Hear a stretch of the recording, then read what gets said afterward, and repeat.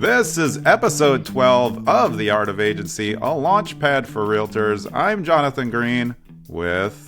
Mallory Pastor, why do you always laugh? and come on, and our guest Cara O'Neal, who's been in the business of real estate on the agent side since 2020. She works Bucks County and sometimes Montgomery County in PA. Cara, welcome to the show. Great to meet you. Obviously, Mallory knows you, but it's nice to get to know you myself. Yes, how are you? Nice, good. Nice to meet you too. What made you get into real estate in 2020? I think there's always listeners thinking about getting their license or they just got it. Why did you do this crazy business that all three of us are doing?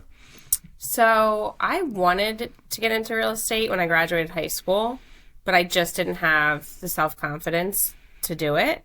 So it was always in the back of my mind.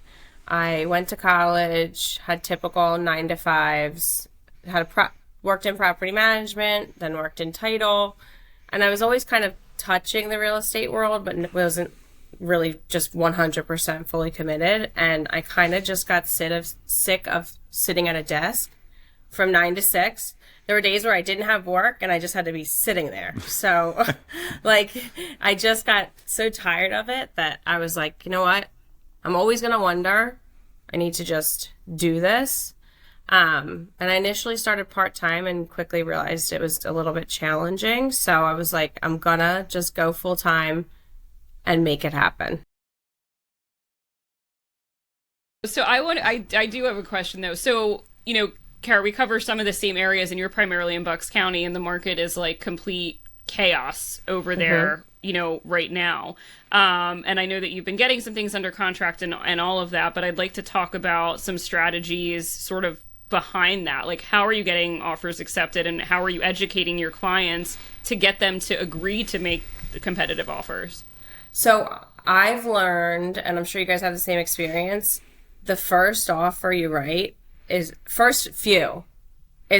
your learning process. That's like their college course in real estate, because until they lose a house that they loved, that's when they're like, all right, we're going all in. Like, it's a little bit hard when, we meet people sometimes for the first time, not having known them, and we're telling them this is what we got to do.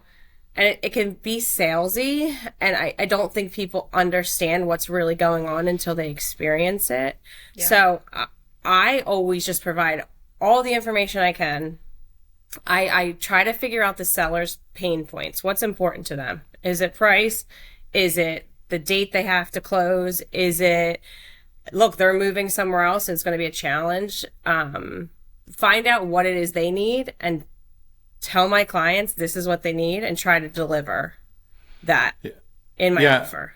That's so important. We talked about this a couple shows back. You're doing person-to-person connection to try to do the best for your client. And that's where I think, at least we've talked about, where realtors are failing. They're trying to get like extra leverage where it's like, let's just try to find out what the seller wants, and if we can match it. We don't have to match it. No. Are you in your area, like in some of my markets? Mal and I aren't that close in markets, but like we're getting so many guidelines, and now I find them to be almost ridiculous. I feel like they're asking for a firstborn to change your name, to post their name on the front of the house. College. Yeah, for the next 15 years, you just worship them, and it's getting a little crazy. Are you seeing that in your market too? And then how do you, when the guidelines are like insane, how do you relate to a client, hey, we don't actually have to meet this, but let's make a good offer?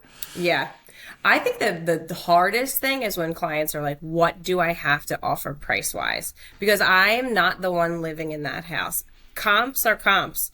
Everything is selling higher than asking. Everything is selling higher than comps. So it's that's my biggest challenge, because I'm like, I kind of go by, what are you okay losing it at? Yeah. What is your number that you don't, like, if you say your number is 725 and someone pays 726, are you okay with that? Because you guys have to live here. I don't. And I never want to be thought of as like, Cara guided us to pay $750 and our house is worth $6. So I really I give them the facts. I tell them the information about how many offers they have. And I always say, you don't know if somebody out there is crazy. They could pay cash for higher or lower or whatever. So I really leave I give them as much facts as I can around price, and then leave the pricing decision up to them with a little bit of us talking back and forth. And then the little details, if they're okay with doing certain things. The last offer I got accepted, the seller was moving, and it was like going to be a same day move. They were moving to a bigger house. I think it was I don't know if they were moving in together or moving from this house to the next one, but I was like, to my client, I'm like, are you okay taking on any of their stuff that they don't want? He's like, yeah, I'm going to be doing reno. I'm going to have a dumpster. They can leave everything. So we wrote an addendum that literally said, like, every single thing in the house can stay. Anything they don't want to move. Plates, cups, things on the wall. Don't care. Leave it. No animals. Take your cats. But anything else. The live ones, I mean, we've all watched Hoarders. You never really know what's in the basement. Has there been any, offers that you've submitted recently that you maybe, thought was like, all right, this is a winning offer, and lost? And how did that dialogue go with the client? Yeah, literally this week. every week, 5 times. Yeah. I mean, when you're going 50,000 over asking and waiving inspections and like agreeing to close, what more can you do? And they got higher. So that's a little tough. And this was a challenging offer to write because I didn't love the situation I was in. My clients were away. And of course they see a house that they love. So I showed it to their kids and their mother, and they were on FaceTime. I don't love sight unseen. I agree. I actually hate it. It's like, technology is wonderful, but this is a home that you're going to be living in. So I just felt a little bit uneasy about it. Plus, on top of that, we're waiving inspections. So you don't have an inspection contingency where they can come walk it and see.